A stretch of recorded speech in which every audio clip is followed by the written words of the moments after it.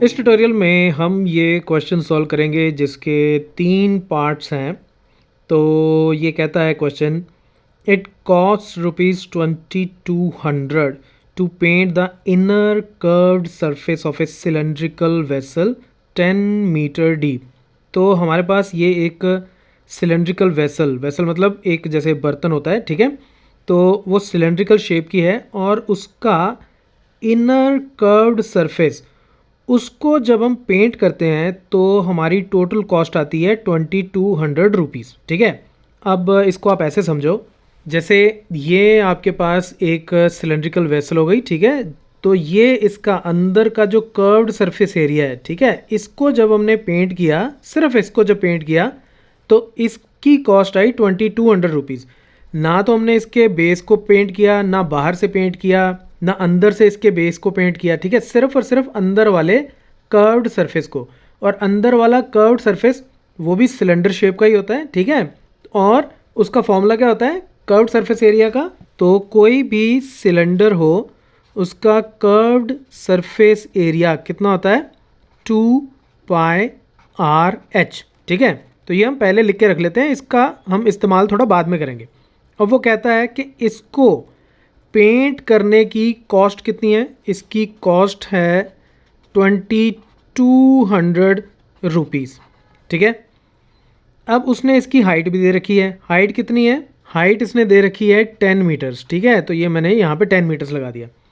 If the cost of painting is at the rate of ₹20 पर metre square, ₹20 पर metre square, तो rate card जो है हमारे पास, रेट कार्ड है ₹20 पर मीटर स्क्वायर, यानी कि 1 मीटर स्क्वायर एरिया को पेंट करने की कॉस्ट है ₹20, ठीक है। 1 मीटर स्क्वायर। देखो इसका मतलब क्या है, मैं आपको समझाता हूँ। इस कॉन्सेप्ट को हम पहले भी काफ़ी सारे वीडियोस में कवर कर चुके हैं, लेकिन एक बार और कवर कर लेते हैं, कोई हर्ज नहीं है उसमें। मेरे पास कोई भी एक एरिया हो, ठीक है, कोई भी एरिया हो, जैसे इसका इनर कर्व्ड सरफेस एरिया, ठीक है, जैसे इनर कर्व्ड सरफेस एरिया है, अगर मैं उसको खोल के इस तरह से रख लूँ तो उसकी भी एक शीट बन सकती है। जैसे बीच में से काट के अगर मैं इसको ऐसे खोल के रख लूँ तो शीट बन जाएगी, ठीक है। ये जितना भी हो डजेंट मैटर। इसमें से मैं 1 मीटर यहाँ से और 1 मीटर यहाँ से अगर इतनी शीट काटूँ तो ये जो एरिया बनेगा ये कितना बन जाएगा? 1 metre square, length into breadth. तो इसको मल्टीप्लाई करूँगा तो इस शीट का एरिया आ जाएगा, ये जो स्क्वायर शीट बन गई। तो वो कहता है इतनी सी शीट को पेंट करने की कॉस्ट कितनी है? ₹20।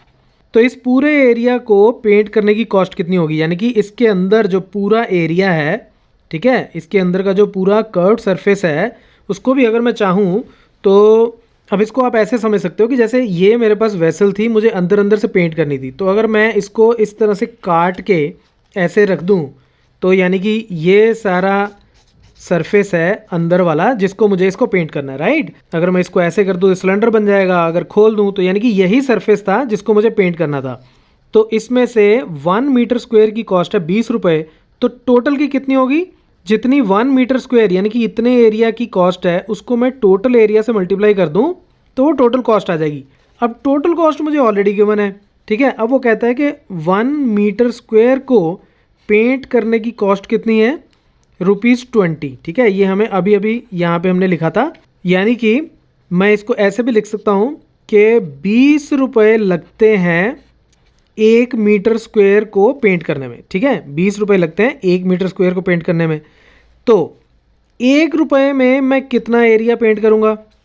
1/20 इतने मीटर स्क्वायर, ठीक है। ₹20 में 1 मीटर स्क्वायर होता है तो ₹1 में तो कम ही होगा, और वो कितना होगा? 20 उधर जाके डिवाइड हो जाएगा 1/20। अब हमें टोटल कॉस्ट गिवन है ₹2200, ₹2200। तो ₹2200 में मैं कितना एरिया पेंट कर दूंगा? जितना मैं ₹1 में पेंट करता हूँ, यानी कि ये 1/20, इसको मैं टोटल कॉस्ट से मल्टीप्लाई कर देता हूँ, ठीक है। ₹1 में इतना पेंट होता है, तो इतने रुपए में जितना ₹1 में पेंट होता है उसको टोटल अमाउंट से मल्टीप्लाई कर दो, और ये मेरा आ जाएगा 110 मीटर स्क्वायर। तो यानी कि इतना एरिया है इतना कर्व्ड सरफेस एरिया है इस सिलेंडर का, अंदर वाला जो कर्व्ड सरफेस है वो इतना एरिया है, ठीक है। तो पहला पार्ट हमने प्रूव कर दिया कि inner curved surface area of the vessel कितना है, ठीक है, एक पार्ट हो गया। अब हम इसका रेडियस निकाल लेते हैं। हमने अब इसमें रेडियस निकालना है, और जैसे मैंने बताया था कि 2πr(h) ये इसका क्या होता है, कर्व्ड सरफेस, सिलेंडर के कर्व्ड सरफेस का फॉर्मूला। इसके बारे में डिटेल में आपको जानना हो कि ऐसा क्यों होता है, तो टॉप राइट कॉर्नर में मैं जो लिंक दे रहा हूँ आप उसको देख सकते हो। इसकी वैल्यू हमने अभी अभी निकाली 110। तो यहाँ से मैं r निकाल सकता हूँ, क्योंकि ये है 2π को मैं लिख सकता हूँ 22/7। r मुझे पता नहीं है, लेकिन हाइट मुझे ऑलरेडी गिवन है 10 मीटर्स, और इसकी वैल्यू कितनी है 110 के बराबर। दिस इम्प्लाइज r कितना हो गया 110, 7 ऊपर जाके मल्टीप्लाई हो जाएगा, और 222 और 10 से ये डिवाइड हो जाएगा, ठीक है। तो इसको जब आप सॉल्व करोगे तो ये आ जाएगा 1.75 मीटर्स, ठीक है। इसकी कैलकुलेशन कर लोगे तो इतना आ जाएगा, यानी कि मैंने अब इसका रेडियस भी निकाल लिया। रेडियस का मतलब, जैसे ये मेरे पास अगर एक सिलेंड्रिकल वेसल है तो इसका ये जो इनर सर्कल बनता है, ये जो इनर सर्कल है इसका रेडियस, ठीक है। तो ये रेडियस आ गया 1.75। अब हम इसके तीसरे पार्ट की बात करते हैं जो है कैपेसिटी।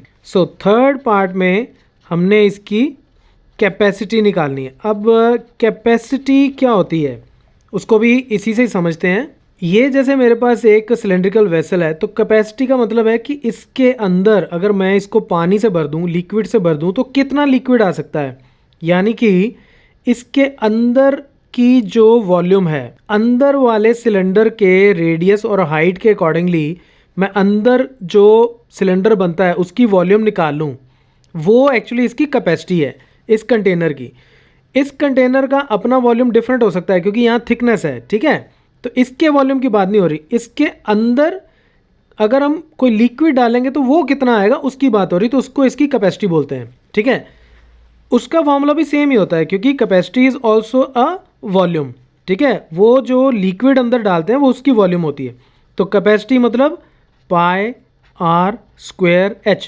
इस फॉर्मूले के बारे में आपको और जानना हो तो जो लिंक मैंने टॉप राइट कॉर्नर में दिया है उसको आप देख सकते हो। तो इसका मतलब मेरी कैपेसिटी कितनी हो गई, पाई हो गया 22/7, और r मैंने अभी अभी निकाला 1.75, इसका मैं स्क्वायर कर लेता हूँ, और h मुझे कितना गिवन है 10। तो इसको सॉल्व करोगे तो ये हो जाएगा 96.25 मीटर क्यूब।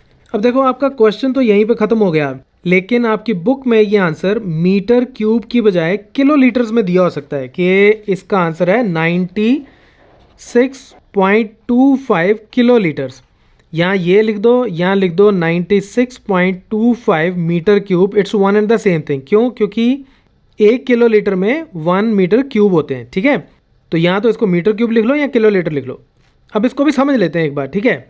अब आपको याद होगा हमें काफ़ी सारे क्वेश्चंस में ये गिवन होता है कि 1000 centimetre cube is equal to 1 litre, ये हमें गिवन होता है। यानी कि 1 सेंटीमीटर क्यूब में जो पानी अगर मैं डालूँ इतनी वॉल्यूम में, एक्चुअल वो 1 लीटर के बराबर बनता है, ठीक है। अब हम इसको लेते हैं, 1 किलो लीटर को मैं 1000 लीटर्स लिख सकता हूँ। 1 किलो का मतलब 1000, तो 1000 लीटर्स हो गया is equal to 1 metre cube. 1 metre cube का मतलब क्या है कि जैसे ये मैंने एक क्यूब लिया और इस क्यूब की सारे एजेस 1 मीटर हैं, ये 1 मीटर, ये 1 मीटर, ये 1 मीटर, ये 1 मीटर, सब 1 मीटर। तो इसका वॉल्यूम क्या हो गया 1 मीटर क्यूब। लेकिन 1 मीटर को मैं 100 सेंटीमीटर्स भी लिख सकता हूँ, यानी कि ये भी 100 सेंटीमीटर, 100 सेंटीमीटर, 100 सेंटीमीटर। तो यानी कि 1 मीटर क्यूब को मैं लिख सकता हूँ, मैं यहाँ लिख देता हूँ 100 centimetre into 100 centimetre into 100 centimetre, right. ये 1 metre into 1 metre into 1 metre था, उसकी जगह मैंने इसको 100 इंटू 100 इंटू 100 सेंटीमीटर लिख दिया, ठीक है। तो ये कितना बन गया 1000 litres is equal to 1 2 3 4 5 6 centimetre cube.